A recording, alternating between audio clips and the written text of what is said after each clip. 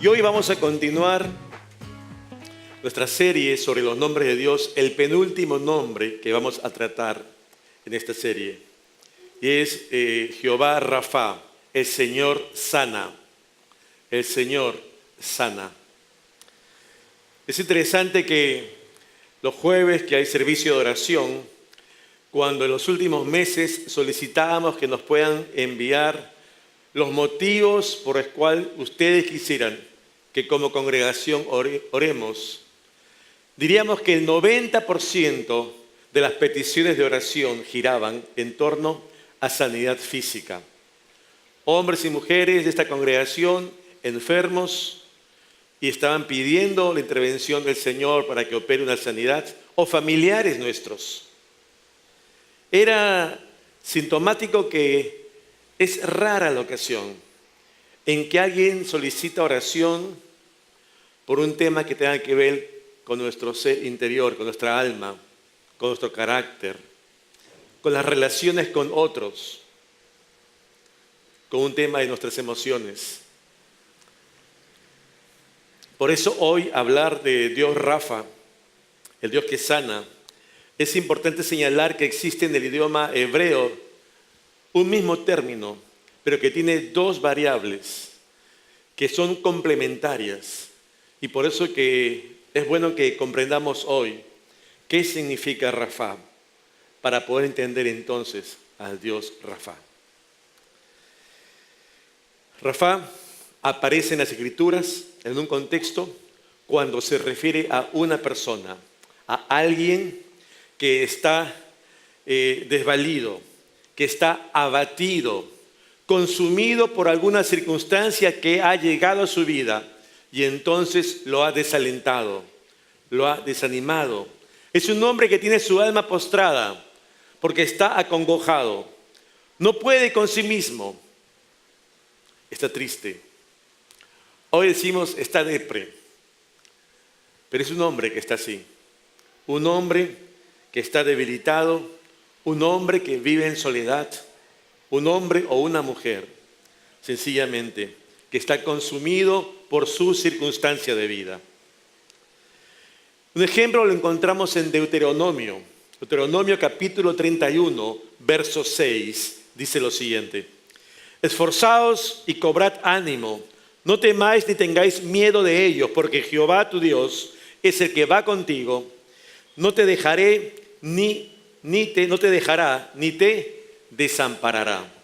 Es interesante que aquí Dios está hablando con Josué y Dios ve la condición personal de Josué y le dice: no tengas miedo, no estás solo, José, no desfallezcas, no te desalientes, yo estoy contigo. Dios ve la conducta y el corazón, la situación vivencial de este hombre, Josué, y entonces acude a él porque está desfalleciendo y él lo anima.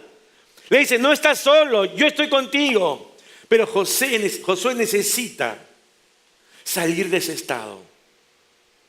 Josué tiene que comprender que ha llegado a un punto en su vida que necesita la intervención de Dios Rafa. Pero no solamente se habla de Rafa cuando se habla de alguien, sino también cuando se habla de un grupo, de muchos, de un pueblo. Nehemías capítulo 6, verso 9 dice: porque todos ellos nos amedrentaban diciendo: se debilitarán las manos de ellos en la obra y no será terminada. Ahora pues, oh Dios, fortalece tú mis manos. Está hablando el profeta Nehemías. Está viendo que los enemigos están allí a las puertas de la ciudad. Y viene el temor natural en todo hombre. Pero no es solo en Nehemías, es en todo el pueblo que está allí. Y entonces, frente a esa situación, Dios otra vez le dice: yo estoy contigo. Y Nehemías es consciente que en ese estado solamente puede ser restaurado y ministrado por Dios, aquel que puede fortalecerlos en su debilidad. Pero Nehemías tiene que darse cuenta, y el pueblo, todo el pueblo, también de su condición, de su estado situacional, para entonces dejar que Dios intervenga en ellos. De una manera general podríamos decir también que es una realidad lo que dice el profeta Isaías. Isaías 13, verso 7, dice lo siguiente: por tanto, toda mano se debilitará y desfallecerá todo corazón de hombre. Yo creo que este versículo resulta aplicable para todo ser humano sobre la faz de la tierra en algún momento de su vida. Porque el hombre o la mujer, en algún momento de su historia, se ha encontrado abatido por algo, desconsolado, debilitado, necesitado del auxilio de alguien. Y en ese momento es que uno se da cuenta que solo no puede, que está allí postrado y que necesita entonces ¿de quién? De Dios Rafa, quien es quien lo va a levantar y lo sustenta. En otros pasajes, cuando se habla de este mismo término, Rafa, va a tener esta otra significación. Va a significar remendar o reparar con costura. ¿Tú alguna vez has visto un sastre algo que está allí roto y comienza el sastre a qué? A bordar, a zurcir, a coser, ¿no? Y entonces ahora hay como ese zurcido invisible, ¿no? Que ya parece que no pasó nada, pero estaba roto. Y el sastre interviene para restaurar esa rotura. Hoy los zapateros no solamente están con su martillo y clavo, tienen sus máquinas. Pero has visto que incluso hay máquinas que comienzan allí a entrar, a perforar la suela del zapato y parece un zapato cosido. Esa intervención es la que se refiere aquí el Señor. Que está alguien remendando, restaurando, cosiendo la vida de otra persona. Y aquí sí se refiere a Dios. Dios restaurando la vida del hombre. Esa vida que en un momento está resquebrajada y que necesita ser curado. Aquí podemos ver que figurativamente Rafa significa entonces también sanar, curar, remediar. De allí que también se vincula con lo que es remedios y lo que es medicinas y lo que es médicos. Porque Dios también utiliza esos medios para sanar a los hombres. Cuando se refiere a Dios como Rafa, lo hacemos en la plena convicción que Él tiene toda la autoridad y todo el poder para intervenir en la vida de un hombre o una mujer, para poder restaurarlo, sanarlo, curarlo plenamente, cual fuera la condición en que se encuentre. Según de Crónicas, capítulo 16, verso 12, nos muestra justamente cómo Dios permite diversas maneras en que alguien puede ser tratado. Dice la palabra: en el año 39 de su reinado, Asa enfermó gravemente de los pies y en su enfermedad no buscó a Jehová, sino ¿a quién? ¿A quién? A los médicos. A los médicos. Es interesante que Dios está interesado en la sanidad física de los hombres que creó a su imagen y semejanza, pero no se restringe solamente al aspecto físico. Dios también está interesado en nuestro ser interior, en nuestra alma, en nuestras emociones, en nuestra vida espiritual. Dios quiere tratar también con ello. Fíjate lo que dice el salmista en el Salmo 41, verso 4. Dice la palabra: yo dije, Jehová, ten misericordia de mí. Rafa, sana mí, ¿qué? Mi alma, mi ser interior, mi vida, lo que tengo aquí adentro. Sáname, Señor, porque contra ti he, ¿qué cosa? Pecado. Tengo un asunto en mi vida que está vinculado ¿a qué? A pecado. Aspectos espirituales vinculados a aspectos emocionales también. Dios está interesado en nuestra vida y sanidad integral, espíritu, alma y cuerpo, no solamente el físico. no solamente el espíritu, no solamente el alma. Y un pasaje que nos muestra por excelencia este interés sanador de Dios es el pasaje que está en Éxodo 15, 26. Y utilizo en esta ocasión la versión Reina Valera contemporánea, que dice: yo soy el Señor, ¿tú qué? Tu sanador. Yo soy el Señor, tu sanador.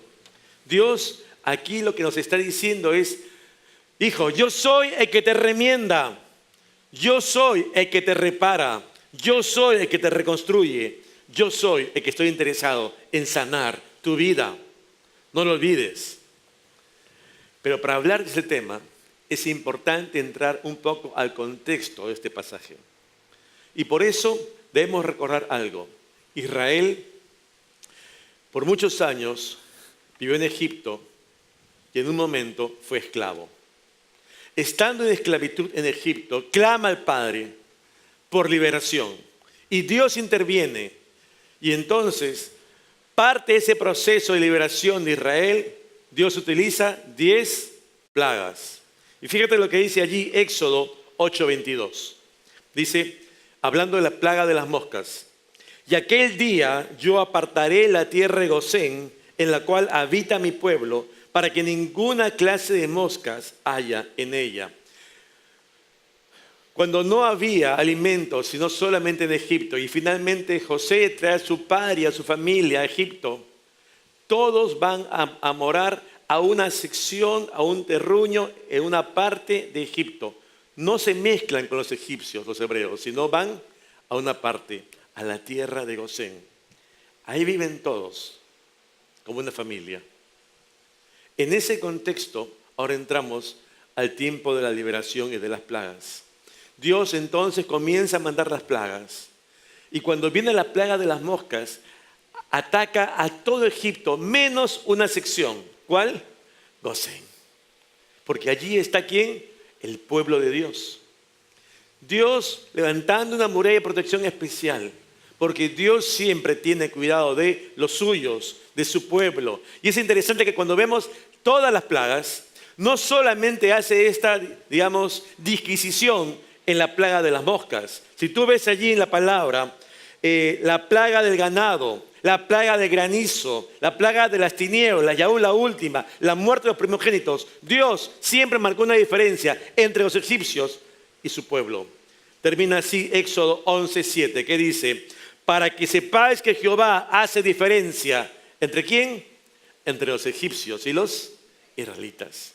Dios interesado en los suyos. Dios interesado en ti, porque tú eres su pueblo, hoy también.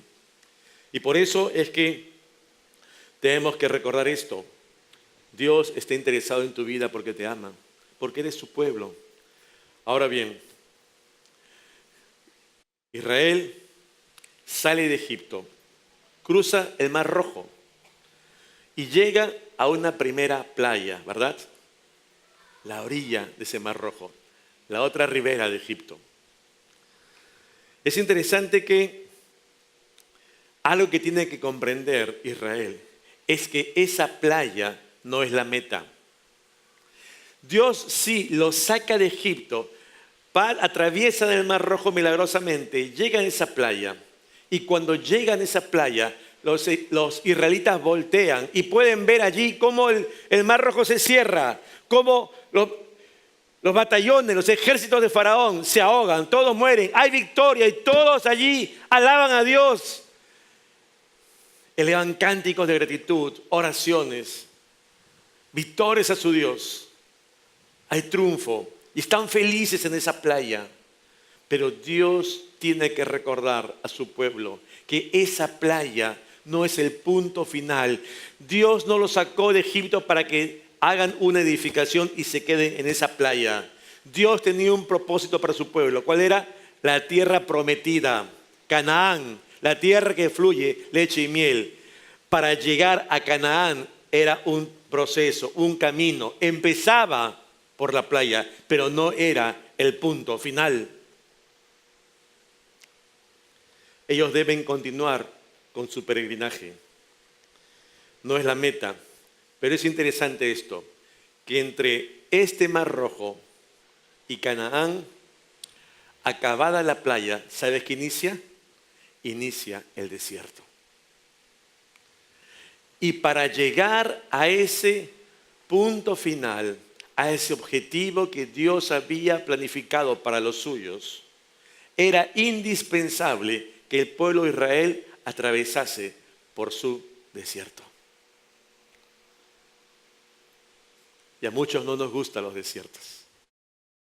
Todos quisiéramos llegar de frente a la meta y disfrutar. El desierto hace un calor inmenso en el día y un frío de terror en las noches. Es insufrible vivir en el desierto. Pero la única manera de acceder a la promesa de Dios era atravesar por ese desierto. Y entonces vemos ahí lo que dice Éxodo, capítulo 15. 15 versos 22 al 24. E hizo Moisés que partiese Israel del Mar Rojo y salieron al desierto de Sur y anduvieron 3 días por el desierto sin hallar agua y hallaron a Mara y no pudieron beber las aguas de Mara porque eran amargas. Por eso le pusieron el nombre de Mara. Entonces el pueblo murmuró contra Moisés y dijo: ¿qué hemos de beber? Dicen los estudiosos que el cuerpo humano puede resistir, puede vivir sin agua un máximo en promedio entre 3 a 5 días. Claro, los técnicos, los estudiosos pueden diferir, pero la gran mayoría de especialistas dice esto: de 3 a 5 días máximo puede vivir un hombre sin agua. Pero, ojo, la salvedad es esta: salvo que sean condiciones extremas, entonces los periodos se reducen. ¿Y dónde está en este momento Israel? Está en un desierto. Es una condición extrema. Entonces los periodos de sobrevivencia son menores. Ya han pasado 3 días. Están en el límite. No es un tema, se me antoja un vasito de agua. No. Tengo que tomar agua o me muero. ¿Qué puedo pensar en Canaán? Aquí se quedan mis huesos, en este desierto de Sur. Porque físicamente no voy a dar más. Era una cuestión de vida o de muerte. Y está allí transitando este pueblo. Y hay agua, por fin, qué lindo. Nos salvamos y todos llegan y comienzan y se acercan y prueban. Y el agua es, ¿cómo? Amarga. Señor, ¿es una broma? ¿No te das cuenta en qué estado estamos? ¿Cómo vamos a seguir adelante si esta agua es imbebible?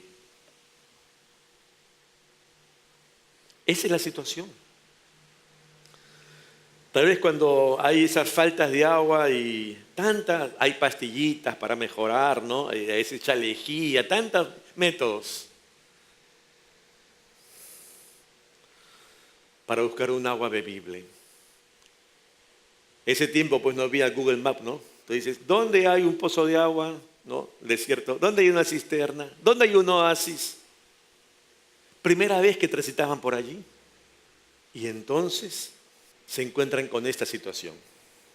Es interesante que cuando nos acercamos a la palabra, vamos a entender que Mara no solamente significa algo que es amargo, sino también tiene una implicancia personal para los hombres. Habla de amargura. Y cuando la palabra Mara es utilizada como un sustantivo vinculada a la persona, entonces estamos hablando de alguien que está amargado o también de alguien que está colérico. Esa es la connotación para nuestras vidas. Por eso Isaías en el versículo 38, capítulo 38, verso 15, es resumido el versículo, la parte final, dice: humildemente todos mis años a causa de aquella, ¿qué cosa? Amargura de mi alma. Es una realidad en la vida de los hombres que por alguna circunstancia llega la amargura a nuestras vidas. No digo que puedan ser justificadas o no, pero el hecho es que nos alcanza y se queda en nosotros y está allí, se cobija. Interesante que cuando el pueblo llega a estas aguas amargas, tiene esa reacción natural de todo hombre, que cuando se encuentra en una dificultad y no le puede encontrar solución, entonces siempre le echa la culpa a terceros. ¿Qué hace el pueblo de Israel frente a estas aguas amargas? Se queja, murmura. ¿Y cuántas veces nosotros nos hemos quejado de una circunstancia así? Nos olvidamos que atravesamos circunstancias difíciles y pueden tratarse de temas de salud física, de un tema emocional, de sentimientos, de un tema de vida personal que está vinculada a pecado en nuestras vidas, alguna dolencia.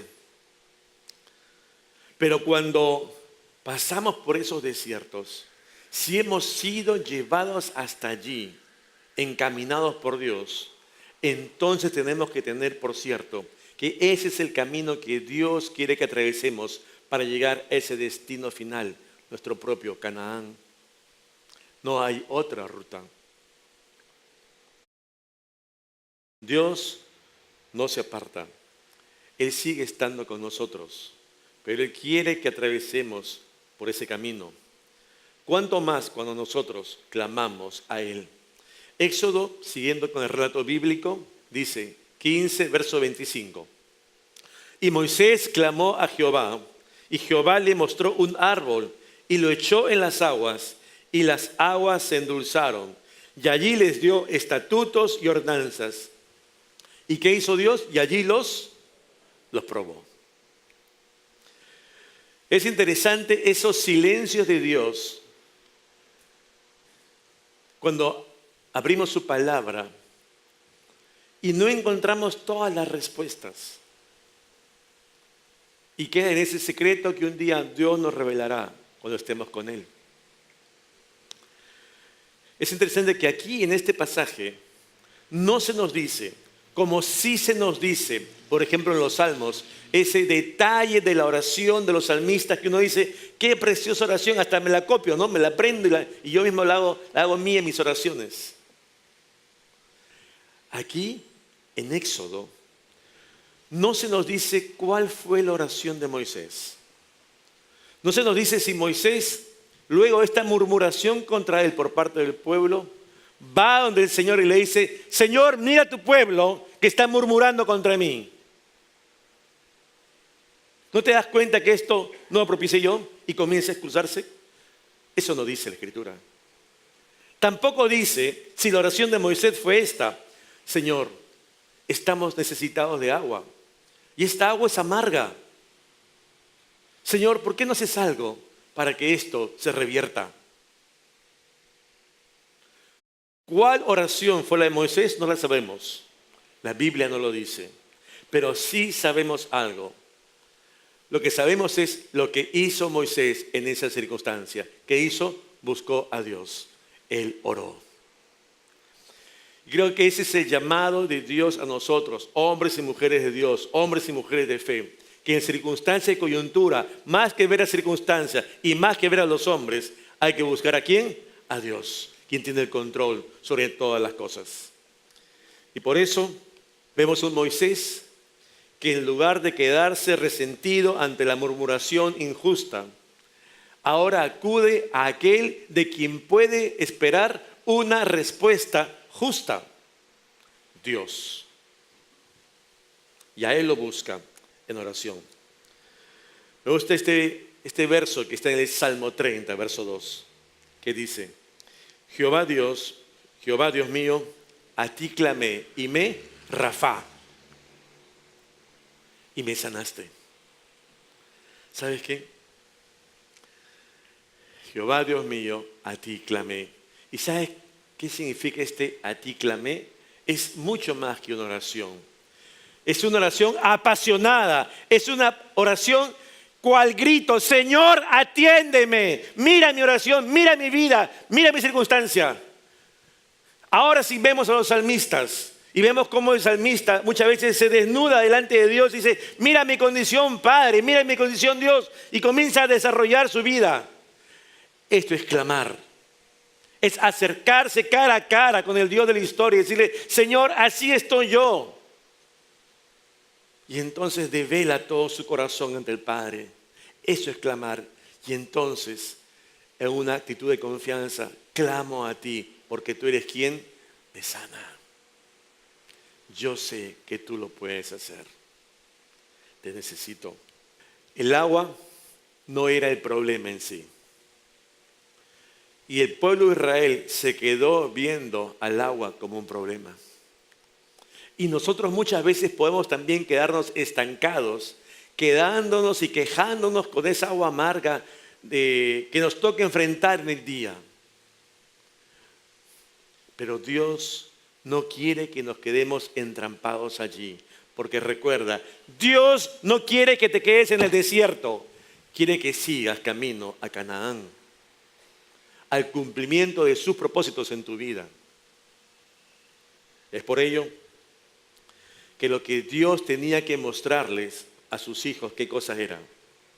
Que el agua, más que ser un problema, era el medio que Él quería usar para probarlos, para probar su fe. Recuerda, Dios se había manifestado con portento hace menos de una semana. El pueblo de Israel había atravesado sobre tierra seca el Mar Rojo. Ni siquiera en Disney lo hacen tan bien, ¿verdad? Y entonces, y como israelita tú verías todo el agua a un costado, el agua al otro, tierra seca, pasas, llegas a la playa, se cierra el mar. Yo te aseguro que no hay israelita en esa condición que se hubiera olvidado de por vida. Siempre lo tendría allí presente en su retina. Ese poder de Dios, esa maravilla de Dios, como se compartió la semana pasada, recordando al Shaddai, al Todopoderoso. ¿Te acuerdas? Pero han pasado 3 días y que ese pueblo se queja. Y comienza a ver las circunstancias y se olvida de su Dios. Así somos muchas veces. Así somos muchas veces. Es interesante que un día Dios usó el agua para mostrar su poder. Hoy usa el agua para probarlos. Y allí los probó. Cuando en el hebreo nos acercamos a esta frase, y allí los probó, es interesante cómo se traduce. La primera traducción es la de practicar, poner en práctica algo. Tal vez algunos aquí hayamos tenido el privilegio de ir a la universidad. Y tú recordarás que en los últimos años de universidad generalmente uno hace las prácticas preprofesionales, ¿verdad? Y entonces todo lo que aprendió en la universidad, todo ese bagaje, conocimiento, lo lleva a la vida práctica, al trabajo. Y entonces se da cuenta que casi no sabe nada. Y tiene que adecuar todos sus conocimientos, ¿no?, aprendidos por años, a una realidad particular. Este es el trabajo, esta es la vida real. Así se vive y hay que aplicar, para este caso, este conocimiento, para este otro caso, y todo lo que aprendiste lo aplicas en el día a día, laboralmente. ¿Qué quiere decirnos aquí el Señor? Cuando dice, allí los probó, pone en práctica. No es tanto lo que sabe de Dios, es lo que sabe de Dios, ponlo en práctica. Que tu vida refleje que eres un creyente, ¿cierto? No es cuánto sabes de Dios, sino cuánto vives. Que tu fe realmente sea fidedigna. Y es por eso lo que nos prueba el Señor. No vas a dar un examen de ETE, ¿verdad? Todo el mundo, todos han hecho ETE, saco 16. Aquí Dios no te va a probar para que digas cuánto conoce, sino tu vida misma, cuánto vives. Eso es lo que quiere el Señor. ¿Cuánto vives de lo que conoces? Pon en práctica, te quiero probar. Haz la prueba. Eso es lo que está diciendo allí. Nos pone a prueba. Nos pone a prueba. Dios prueba la fe y la fidelidad de los suyos, de los seres humanos.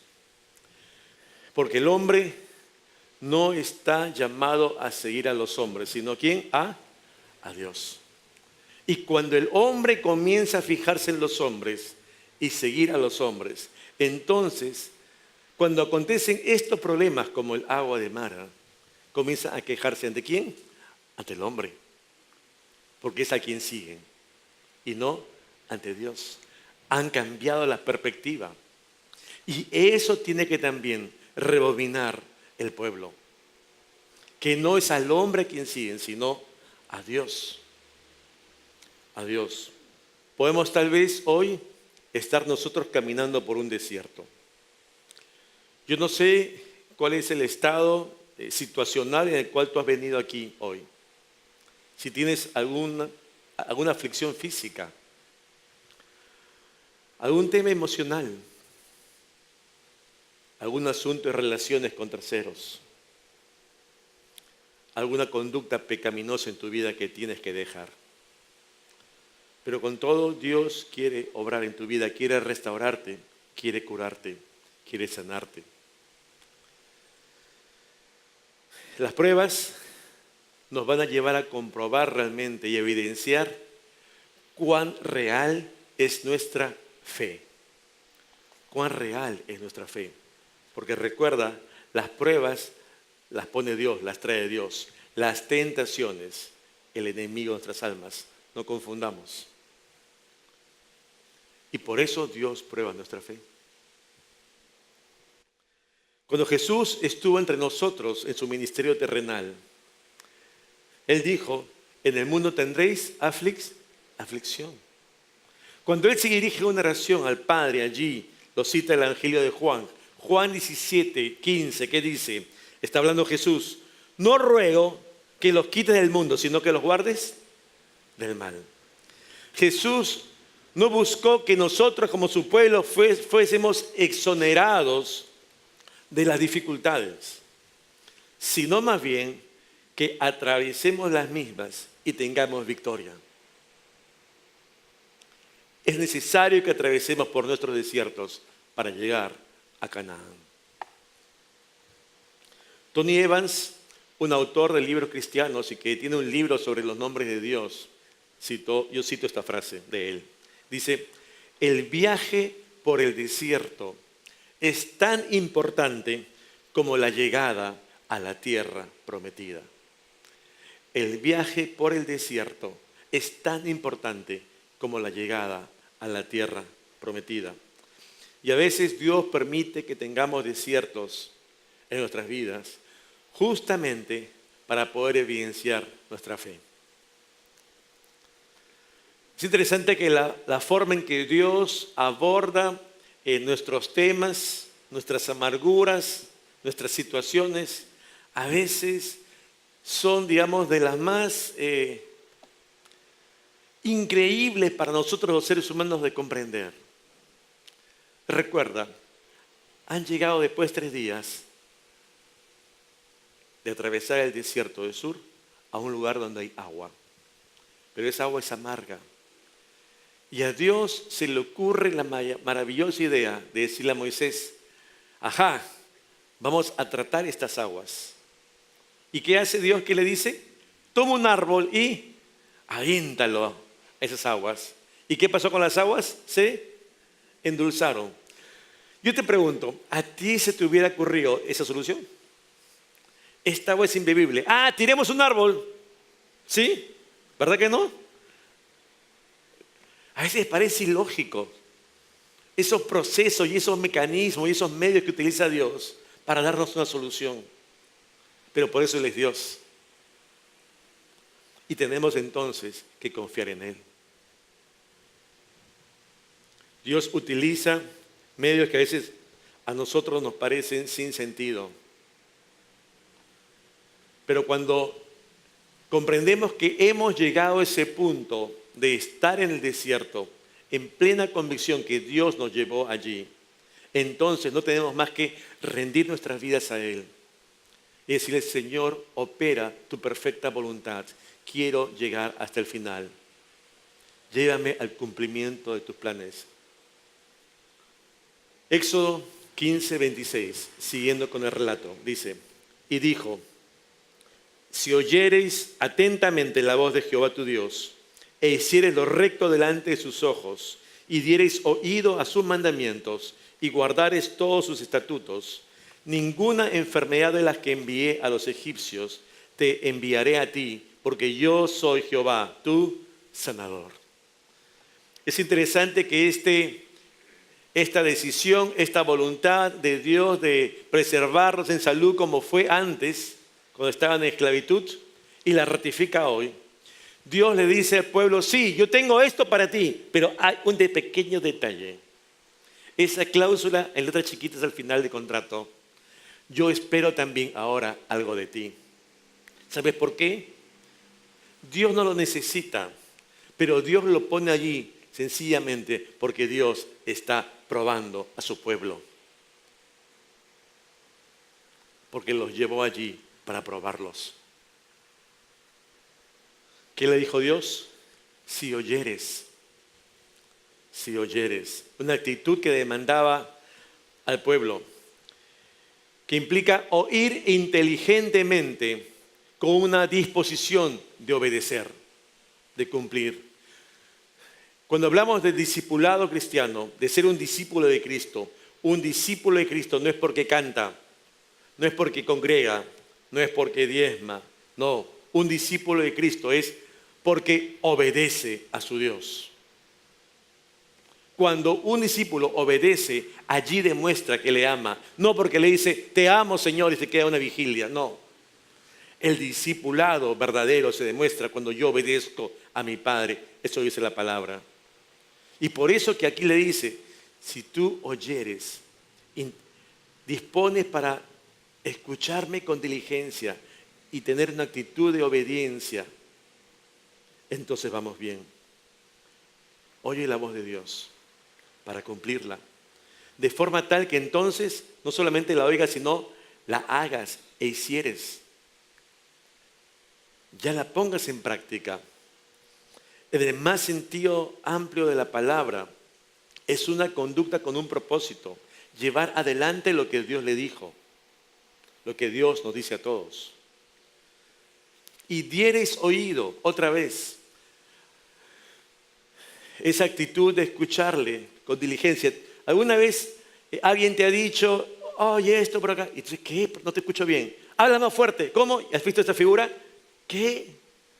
Esta figura gráfica es la que dice aquí: si diereis oído. Es decir, como que amplías tu radio de acción para escuchar atentamente. Eso es lo que pide el Señor en nosotros. Amplía, expande esa disposición de oír a Dios. Pero de oír, ¿qué cosa? Sus mandatos. Sus mandatos no son opcionales, son mandatos. Y por último, ¿qué le dice? Y entonces, hijo, y los guardares. Y aquí la actitud que le pide al creyente es como un cerco que tiene él, que los protege, que los cobija, que los toma allí con sumo esmero y cuidado. ¿Qué cosa? ¿Qué está protegiendo? Los estatutos de Dios, su palabra, su voluntad. Cuando este hombre entonces puede demostrar en la vida práctica esa disposición para oír a Dios y cumplir con diligencia lo que Él quiere, entonces Dios los ve. Y allí se halla efectivamente aprobado, no solamente probado, sino ahora aprobado por Dios. ¿Sabes qué? Me encanta la respuesta de Dios, porque ahí termina diciendo: porque yo soy Jehová, tu sanador. Pero me gusta mucho esta versión NBI en este pasaje, en esta última línea. Porque ahí no dice NBI: porque yo soy Jehová, tu sanador. ¿Sabes qué dice NBI? Yo soy el Señor que les devuelvo la salud. Qué interesante, ¿verdad? Yo soy el Señor que le devuelvo la salud. ¿Qué quiere decir? Que la salud la perdiste pues en el camino. Se requiere de un sanador porque alguien no está sano. Se requiere de un médico porque alguien está enfermo. Dios es Dios Rafa, que va a sanar a alguien que está mal, que está enfermo. que está herido, que está dolido, que está maltratado, que está abatido. El hombre, la mujer de Dios, tiene que comprender ello para poder acceder a ese Dios Rafa en este extremo, en este nombre. Un Dios que le sana, un Dios que le restaura, un Dios que le ministra. Entonces él tiene que reconocer primero que está mal, pues. Que necesito ser remendado, que necesito ser restaurado. Y es allí entonces donde Dios interviene como un Dios que sana, que cura, que restaura. Rafa aparece 67 veces en el Antiguo Testamento. La mayoría de las veces está vinculado al ámbito de la sanidad física, pero ello no es exclusivo.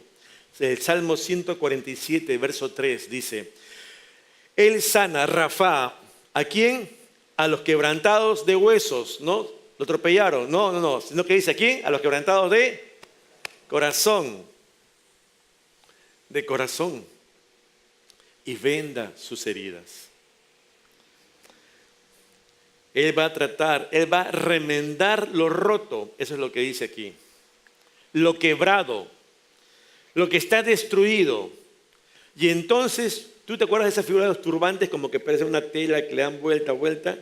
Dios comienza a darte ese vendaje que aparece allí y comienza a cubrir tus heridas para sanarte. Esa figura es la del turbante aplicada aquí, que nos va a vendar.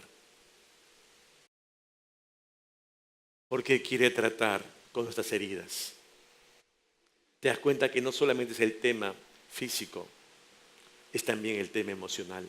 Dios tiene todo poder para sanar toda enfermedad. Pero eso no significa, ojo, que lo va a hacer siempre. Y no es porque no pueda, sino porque tal vez no sea su voluntad hacerlo en algunos casos. Un ejemplo que es ícono en la vida, en la cristiandad. ¿Cuál es? El caso de Pablo, ¿te acuerdas?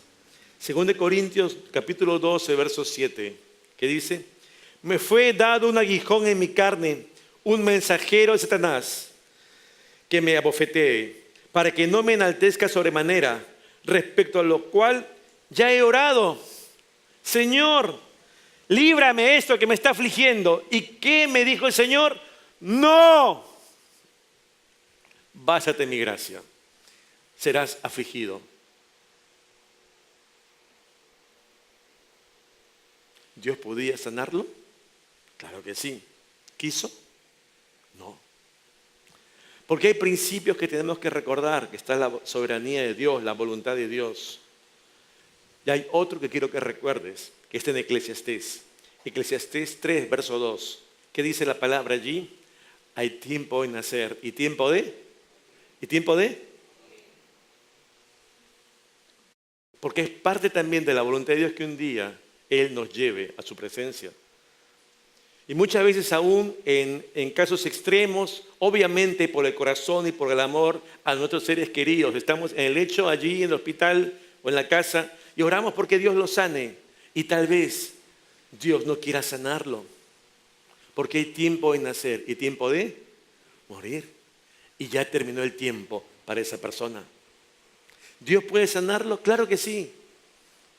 Dios puede sanar a todos, no habría más muertos, estaría súper poblado el mundo, ¿verdad? Pero esa no es la voluntad de Dios. Hay un tiempo para nacer y hay un tiempo para morir. Y Dios tiene planes con cada uno. Esto nos debe quedar también bien claro a nosotros. Volviendo al pasaje, vamos terminando. Éxodo 15, 27. Dice, y llegaron a Elim, donde había 12 fuentes de aguas y 70 palmeras, y acamparon allí, junto a las aguas. Israel ahora pasa de estas aguas amargas a unas aguas bebibles. Pasa del desierto de Sur y de Mara ahora a otro lugar, en Elim, donde encuentra aguas frescas, aguas bebibles, corrientes de agua. No son aguas estancadas, no son aguas turbulentas. Tal vez te acuerdas cuando hablamos del nombre de Dios, Dios nuestro pastor, Roé. ¿Te acuerdas? Él nos lleva a delicados pastos y allí también nos atiende. Y esas corrientes de aguas son aguas tranquilas, donde una oveja con tranquilidad se acerca, pero cuando es turbulente, le da miedo a la oveja, no se acerca a beber. Es un agua tranquila donde él se puede acercar tranquilamente y bebe, satisface su necesidad. Y Dios nos provee eso también. Y aquí le provee ahora a su pueblo, en pleno desierto, les da un tremendo oasis. Qué lindo. 12 fuentes de agua. No son dos charquitos. 12 fuentes de aguas. Allí emana, hay vida. Dios cuidando de los suyos. Solo después de pasar el desierto es que pueden conocer a Dios como su Dios Rafa, el Dios que sana. Isaías capítulo 53 nos habla proféticamente Isaías del Señor Jesucristo, que dice allí: ciertamente llevó Él nuestras enfermedades y sufrió nuestros dolores. El castigo de nuestra paz fue sobre Él y por su llaga fuimos nosotros, ¿qué cosa? Curados. Qué hermoso.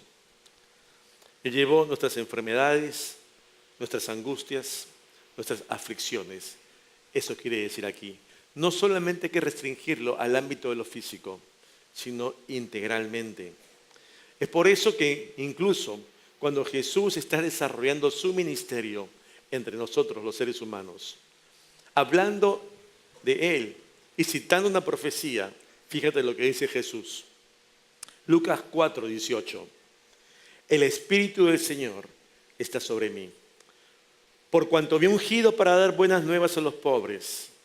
Me ha enviado a sanar a los quebrantados de huesos. ¿Así dijo? No, sino de qué? Quebrantados de corazón. Ahora, no era que Jesús no se preocupara por aquellos que estaban enfermos. Él atendió a ciegos, a paralíticos, a cojos, a mudos. Pero no solamente atendió la sanidad física, sino también a los quebrantados de corazón. Aquella otra área en nuestra vida que también necesita ser restaurada por Dios. Porque Él conoce lo que vivimos. Un último pasaje que considera ambas variables, la emocional, la afectiva y la física. La encontramos en este pasaje también bien conocido. Santiago 5:13. Con esto culminamos. Dice: ¿está alguno entre vosotros afligido? Que habla del alma. Que dice: haga oración. ¿Está alguno alegre? Cante alabanzas. ¿Está alguno enfermo entre vosotros? Llame a los ancianos de la iglesia y oren por él, ungiéndole con aceite en el nombre del Señor. Y la oración de fe salvará al enfermo, y el Señor lo levantará. Y si hubiere cometido pecado, le serán perdonados. Dios está interesado en restaurar tu vida, en remendar tu vida, en sanarte integralmente. Te pregunto, ¿estás interesado tú en ser sano? Vamos a orar. Te invito a que cierres tus ojos un instante, tengamos un momento.